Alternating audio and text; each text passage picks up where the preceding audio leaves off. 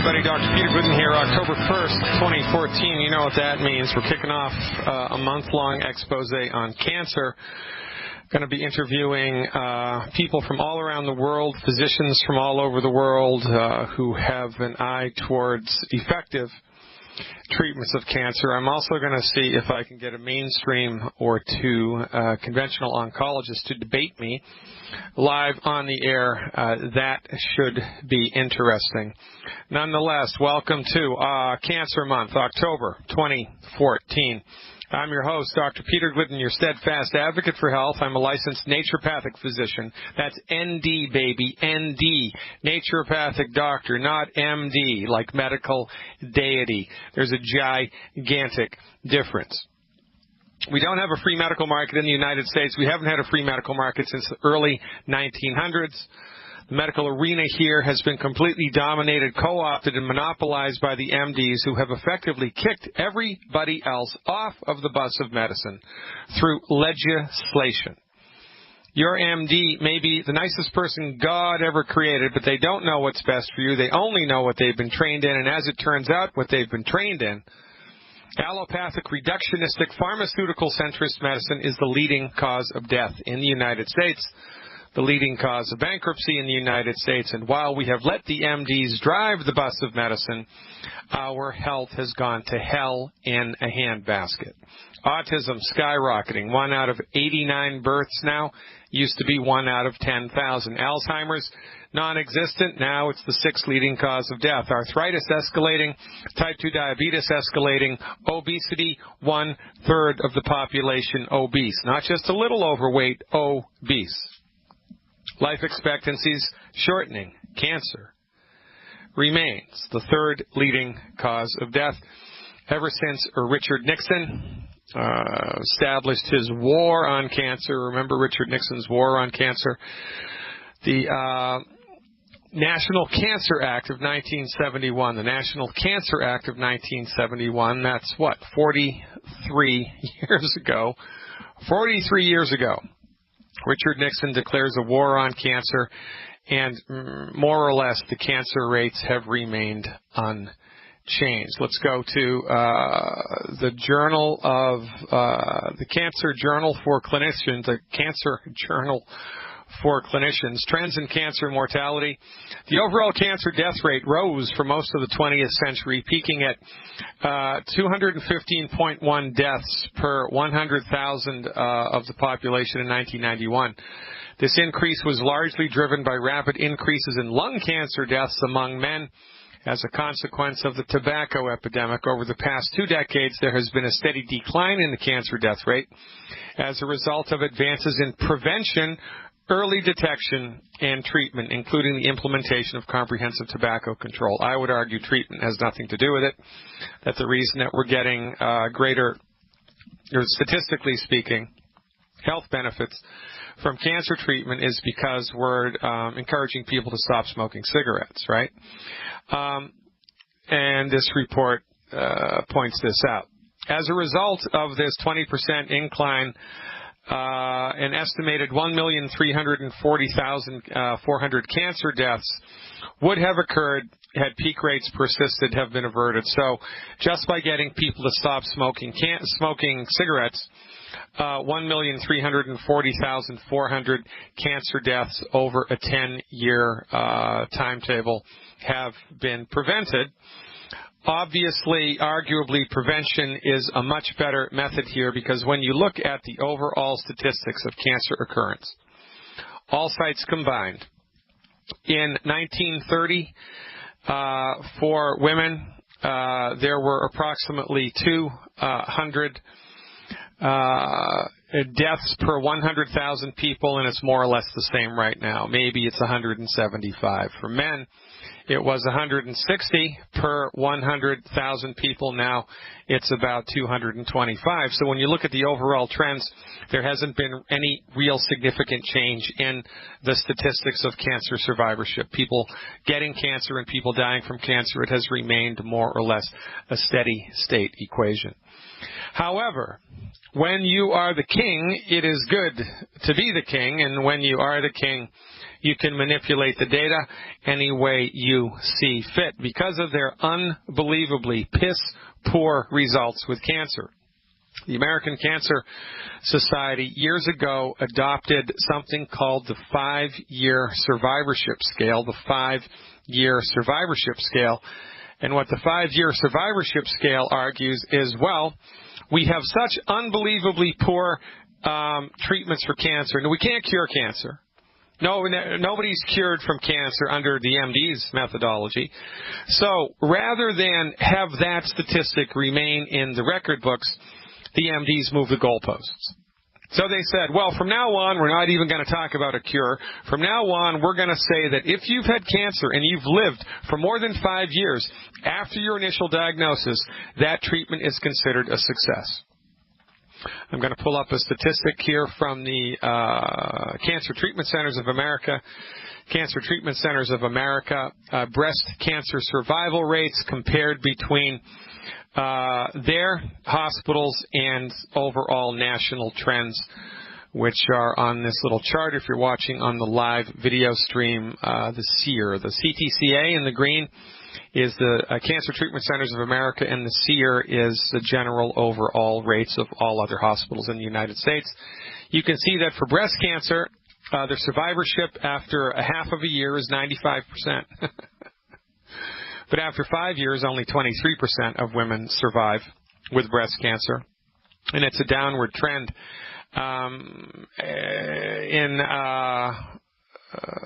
This first year, it's 88%, then it goes to 79, 67%, 59%, 50%, 43%, 38%, 30%, 26%.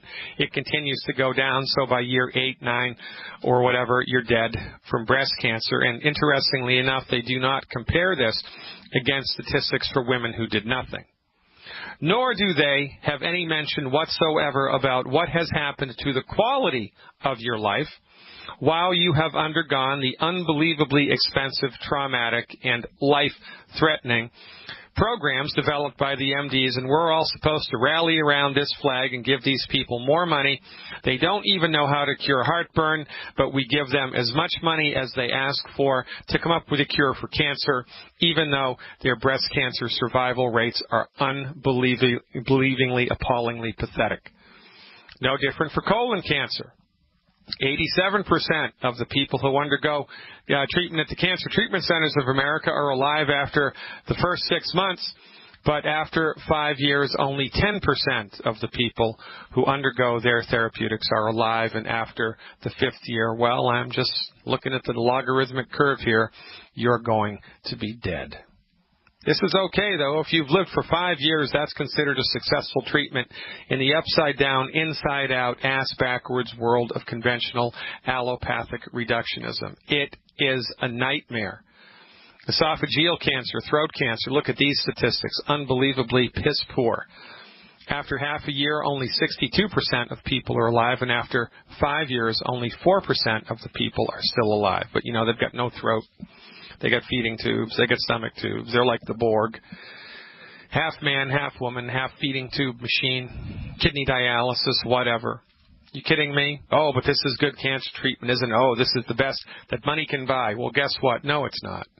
It's mediocre at best, and they move the goalposts in order to deflect our awareness from what's really happening. Kidney cancer, survival rates, bad as well. 68% after the first 6 months, and then it dwindles to 10% after 5 years. This is a bus that has gone over a cliff in the middle of a swamp that's on fire. Pancreatic cancer, don't get pancreatic cancer. A very good friend of mine died from pancreatic cancer, was treated at Cancer Treatment Centers of America, and as far as I'm concerned, they fed him a false bill of goods. I was with him every step of the way. I heard what they said to him. I saw what they did to him. And then he died, and his wife didn't get a refund. 62% after half a year, 2% after 5 years. But this is really good, boys. This is what we have to do. We got to continue to do the radiation, continue to do the chemo, continue to do the gene therapy, even though it doesn't work. It doesn't work. It doesn't work. And I'm not the only one saying it. The Journal of Oncology, 10 years ago, published an article that looked at 14 years of data. They looked at people all around the world, adults who had developed cancer, and many different types of cancer, adult onset cancer, and who were then treated with chemotherapy, and in the Journal of Clinical Oncology published the results, startling results. 97% of the time, chemotherapy for adult onset cancer does not work. Doesn't work 97% of the time. And in a study that's this big, there's something called a statistical error ratio, right? It's the statistical percentage that you screwed up the data, and, there's a positive or minus percent error ratio. In this case, it's 3%. So that means between 94 and 100% of the time, chemotherapy for adult onset cancer doesn't work. It's clearly outlined here by the statistics given to you for free by the Cancer Treatment Centers of America. However, they don't talk about their failures. They talk about the 5-year survivorship in order to confuse the patient into getting on board with the treatment. Ladies and gentlemen, if you have a diagnosis of cancer, you have to get my book. You have to, and it's free. You can get my book for free. FreeDoctorBook.com. You think I'm selling stuff? FreeDoctorBook.com. It's free. And I have 10 questions in my chapter on cancer that you need to ask your oncologist in the presence of a recording device and a witness.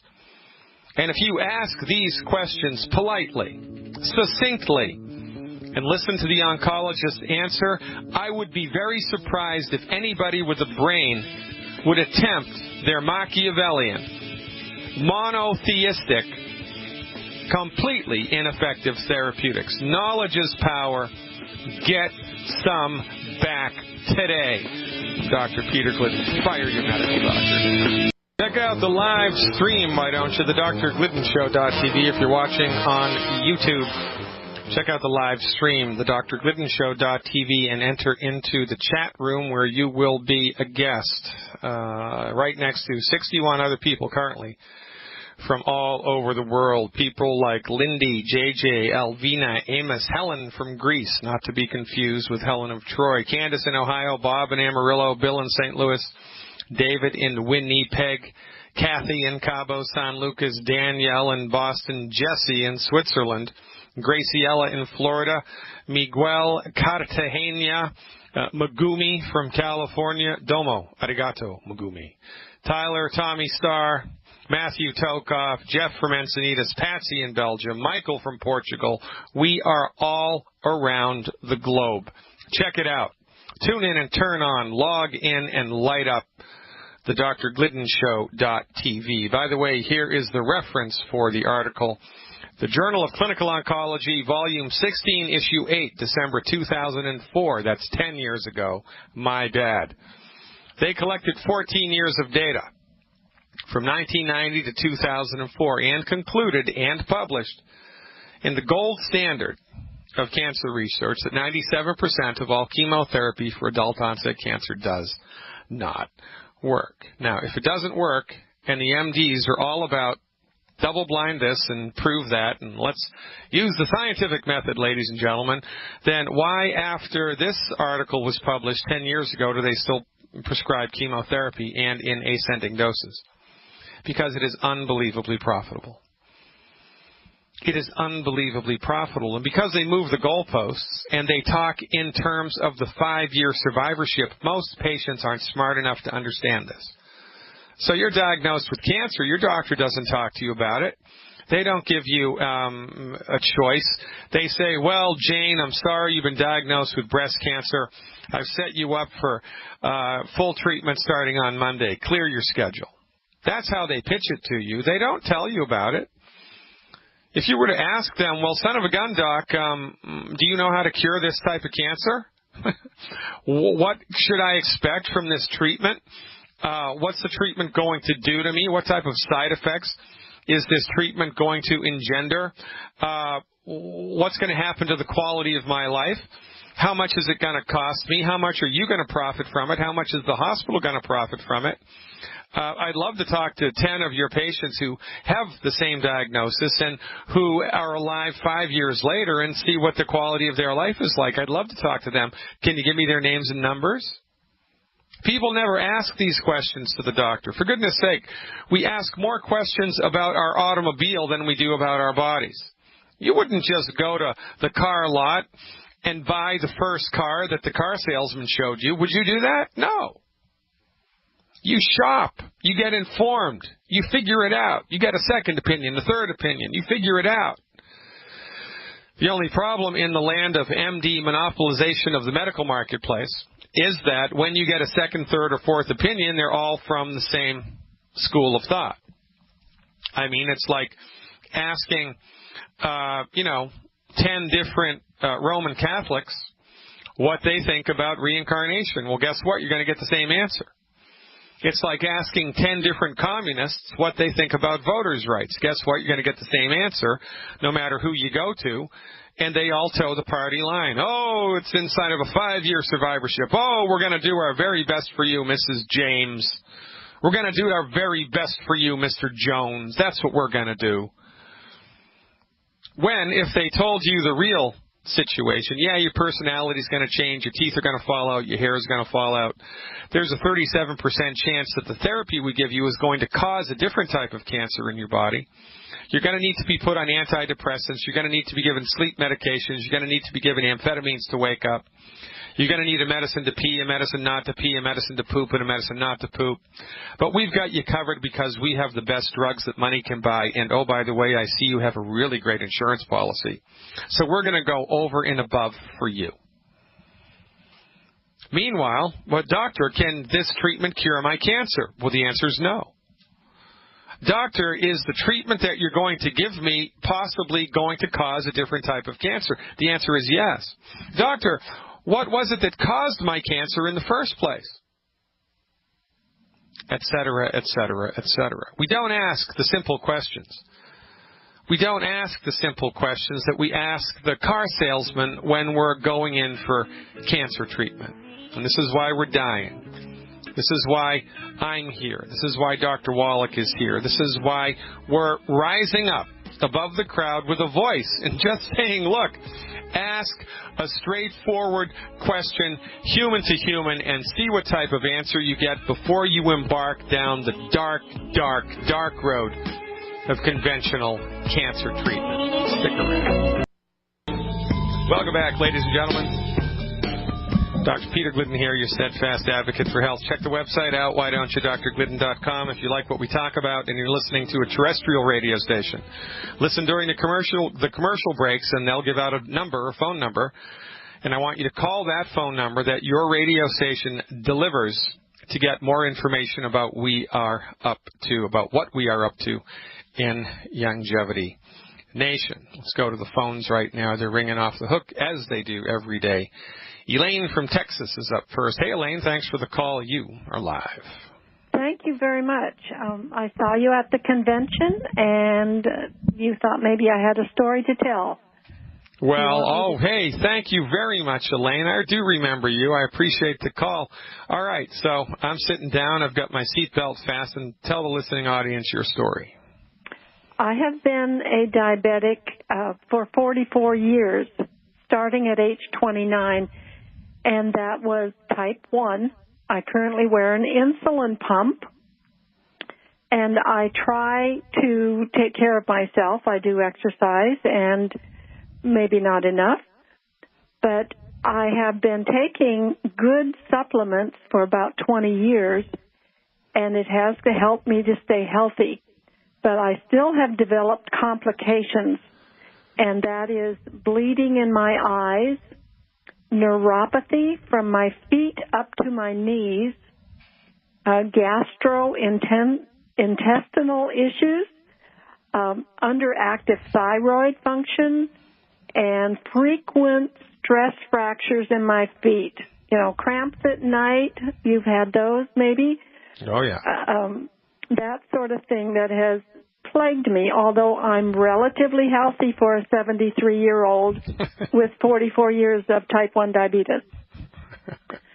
But I began Youngevity 90 for Life on May 1st, and I took it to my endocrinologist, or I have every 3 months I go see him, do a complete blood work, and I told him I was starting this new nutritional program, and I wanted to see if it worked, and I wanted him to document it for me. So the first few days after being on this, I got out of bed and I could feel my nightgown on my legs again for the first time in years. Then other improvements that I noticed, and this is just by the way, probably just a side effect, is that my forearms always bruised if I bumped them on anything. And I noticed that had gone away. Yay, I don't have to wear makeup on my arms to wear short sleeves.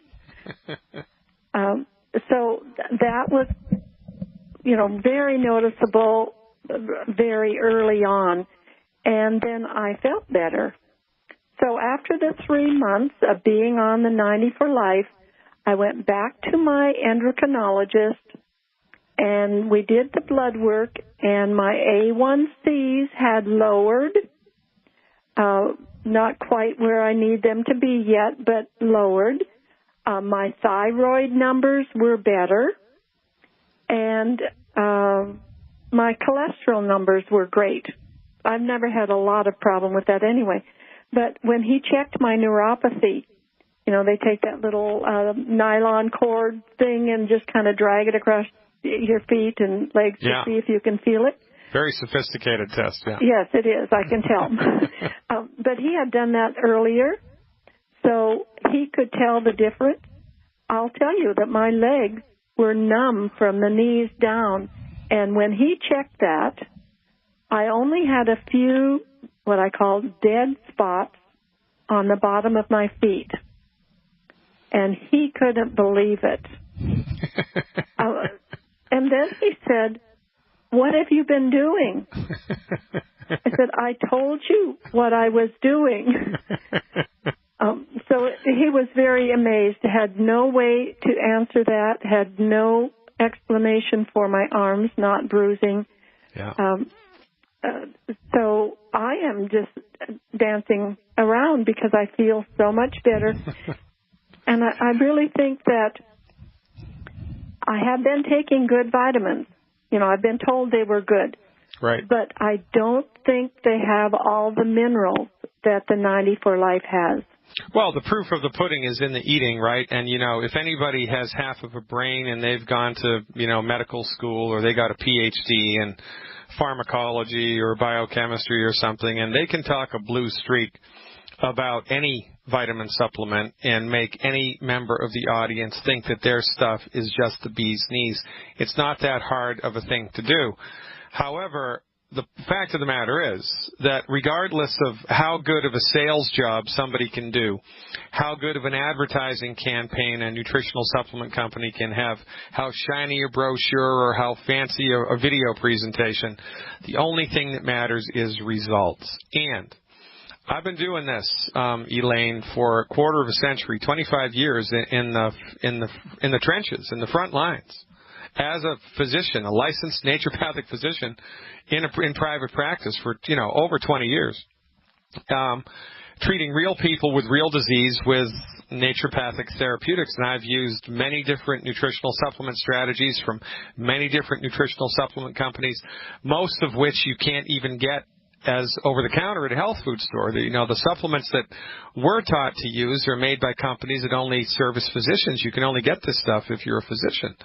So I've had access to the highest quality, arguably, nutritional supplements in the world in 25 years, and Dr. Wallach's work better. Which is exactly your experience.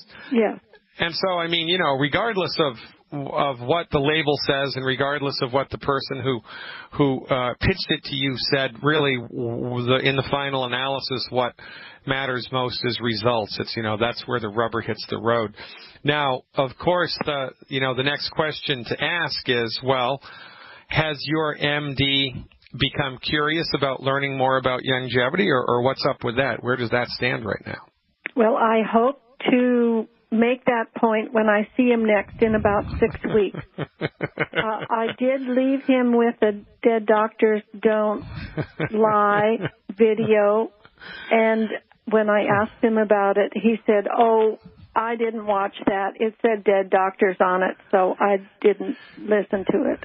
Yeah, so it's funny, right? I mean, and this is a big disconnect. I think that, I like having testimonials like this on the radio, because not only does it underline the potentials here that the human body has, and one of my slogans is, your body's ability to heal itself is greater than anybody has led you to believe, which is certainly your experience in the last, May, right? June, July, August, September, not, 4 months, for goodness sake.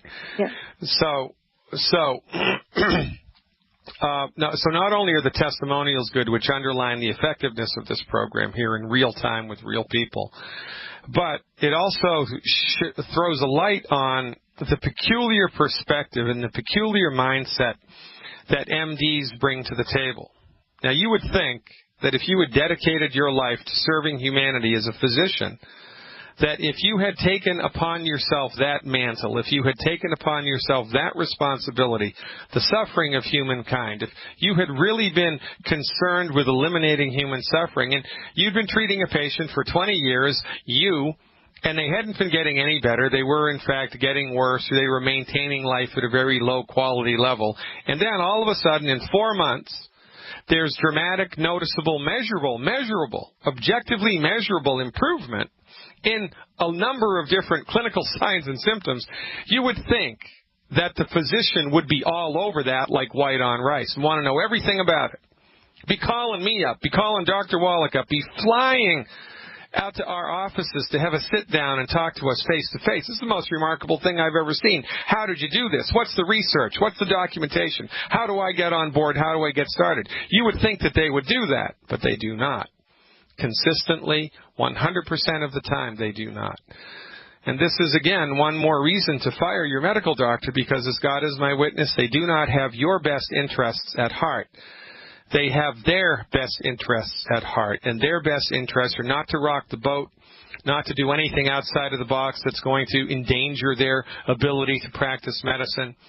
And even though their therapeutics fail, even though their therapeutics bankrupt, even though their therapeutics harm, and even though their therapeutics kill, they continue to push them out into the world. And even when they have direct experience with patients, unarguable, objectified results, they turn a blind eye. Elaine, God bless you. Thank you so much for the testimonial. Do me a favor, call me back every couple of months with an update. I'm sure the listening audience, and I know that I would love to be able to see what happens next, because I know that there's more good stuff on the horizon here for you. You are a testimony to the product themselves, and I really have a lot of respect for people like you who have taken it back to their MDs. So call me back, and I will look forward to it. And that's how they do it in Texas, ladies and gentlemen.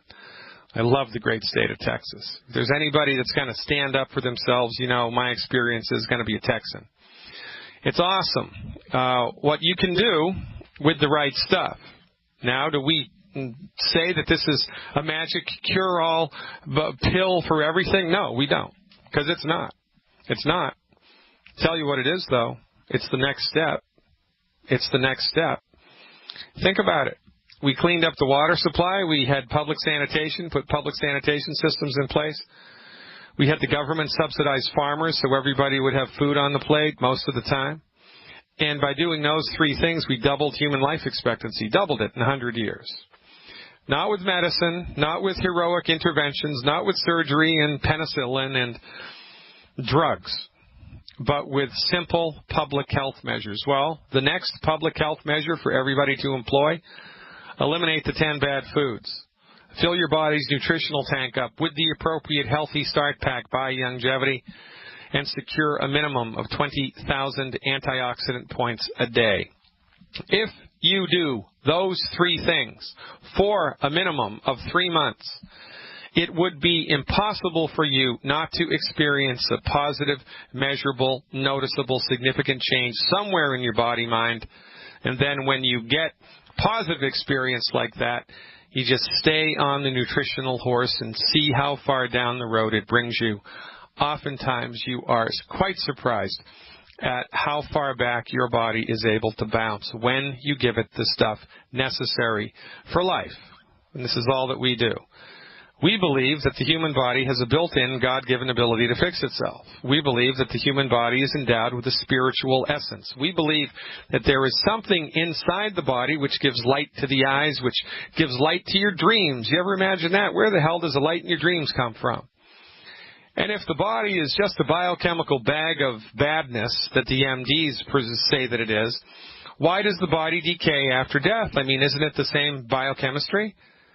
Well, I'll tell you why the body decays, because Elvis has left the building. The soul force leaves the body. The spiritual force leaves the body. It's gone. It's no longer in the body. And it was that spiritual essence which was maintaining the structural integrity of the body. It was that spiritual force which was keeping the whole shebang together and managing everything that was happening every millisecond of every day. Your body knows how to fix itself. Your body wants to fix itself. And all that we recommend is you take stuff to support that process.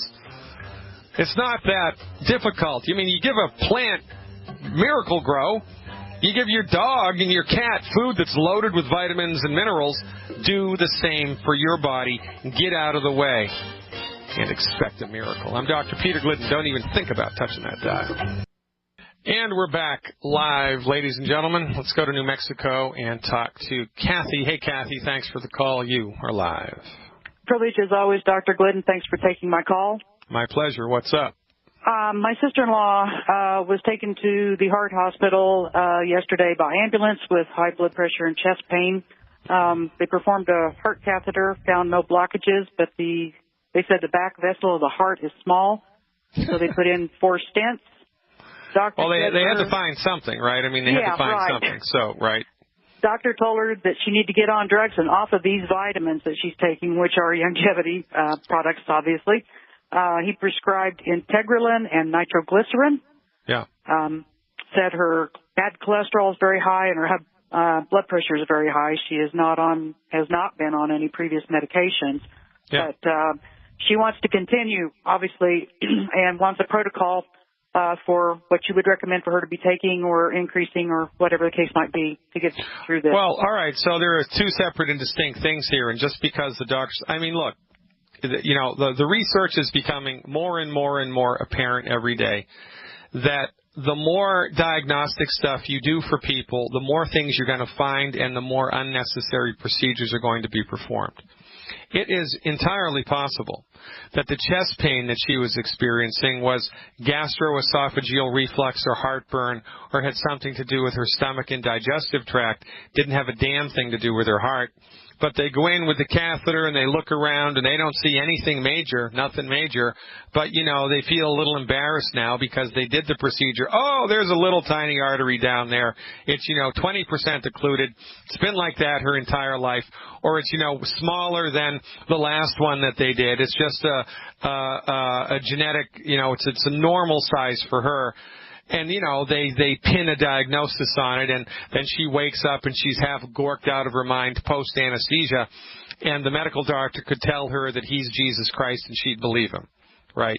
So whether or not her heart condition had anything to do with the blockage in the heart artery, God only knows. I doubt very much that it did because, I just don't believe him. I don't believe him. Now, high blood pressure is a completely different animal. However, as they've done with cancer, and they've moved the goalposts, they've done the same thing with cholesterol numbers, and they've done the same thing with high blood pressure numbers. So, I was taught years ago, which I believe is an accurate baseline, that high blood pressure can only be determined as a definitive diagnosis if you have had 3 consistent readings, 3 consecutive readings in a row where each number is elevated above 140/90. Each number has to be above 140/90. If just one number is above, either 140/90, you don't have high blood pressure, you're borderline. Or If not all 3 times in a row, both numbers are elevated. You don't have high blood pressure. You're borderline. And the evidence clearly shows, and I spoke about this last week, the research clearly shows now that doing nothing for people who have borderline hypertension, high blood pressure, is better than giving them drugs for borderline hypertension. Yet, the medical industry profits billions of dollars a year by giving drugs to people with borderline hypertension. So, maybe she didn't even have high blood pressure. I don't know. If both numbers were above 140/90, well, then she probably had high blood pressure. But you also have to take into consideration the white coat syndrome. She's in the back of the ambulance. They're sticking stuff in her. She's anxious. She's nervous. That's going to make anybody's blood pressure go up, right? So, did she have high blood pressure? I don't know. Did she have a real problem with her heart? I don't know. If you look hard enough, you're going to find something. And then when the doctor says you've got something, everybody believes it without question. And this is why we have such an unbelievably runaway, piss-poor, horrible outcomes here, not only in the United States, but also all around the world. Now, stick with me, Kathy. On the top side of the hour, I'm going to tell you what to do to support and promote healthy cardiovascular function, because it's relatively easy. You probably already know what to do, but I'm just going to reinforce it for your sister-in-law. And by the way, I would have her get a lawyer and sue the cardiologist, because he said no training, no experience, no respect, and has no appreciation with medical nutrition. So it should be against the law for him to advise a patient about a therapeutic course of action that he has no experience with. That's my advice. Get a lawyer. Stick around.